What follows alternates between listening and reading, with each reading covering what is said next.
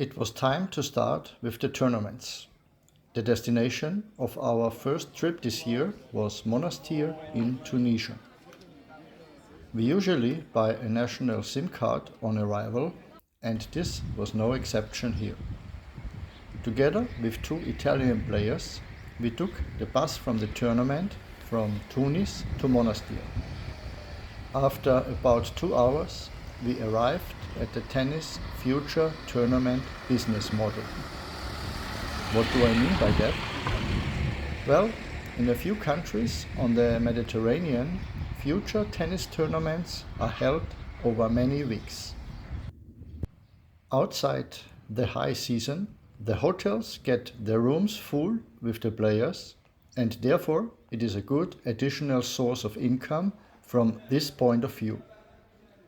The advantage for the players is the simplicity of the all-inclusive offer and the courts directly on the hotel grounds. On the other hand, these tournaments are certainly not always easy to endure if you stay for a few weeks.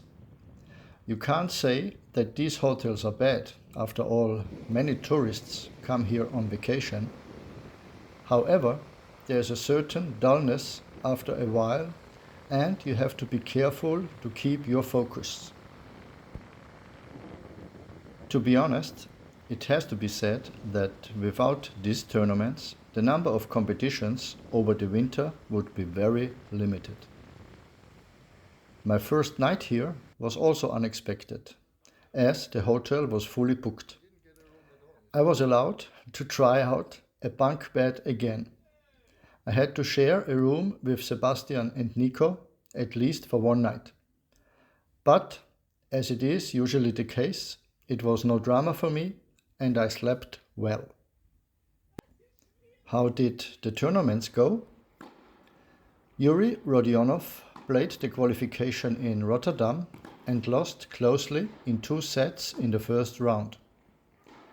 After a few days off, to heal the bruise on his toe, he started training in Vienna with my partner Ivan. Nico Jäger played the qualification here in Monastir, and a number of unfavorable factors came together for him. The strong wind and the lack of belief that it was no longer a handicap for him. An opponent who hardly made any mistakes on his own and let Nico play every point. So it was a short appearance, but no reason for drama. We just have to continue on our path. For Sebastian Sorger, the new tournament year began with 2 long and tough matches. He won the first round against a 6-seed Russian. In the second round, after a 4-6 in the third, it meant the exit. Despite many chances in this match, we were able to take some positives from it, especially the mindset seems a lot better than last season. In tennis, we have some issues that we need to continue to pursue, and I also saw things that are already working much better. Unfortunately, sometimes you can't avoid having to watch 2 matches at the same time as a coach. That makes it a bit annoying. That's why I'm always grateful for a supervisor who tries everything to prevent this.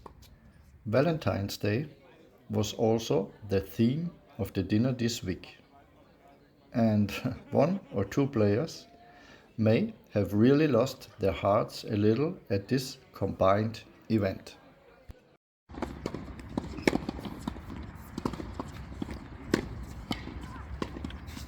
The last remaining player in the group is Matej Dodig.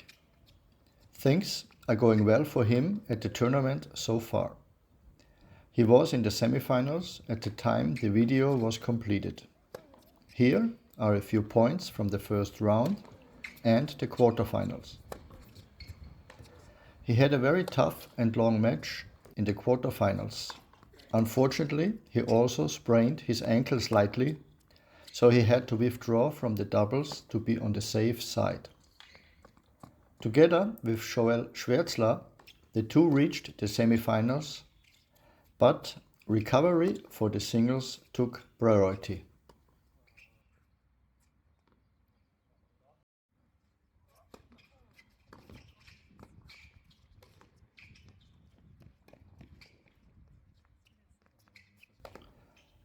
So, enough from Monastir for now. In the next video, I'll go into a little more detail about the conditions on site and, of course, report on how the second tournament went and how Mate continued to play. Thanks for watching and see you next time.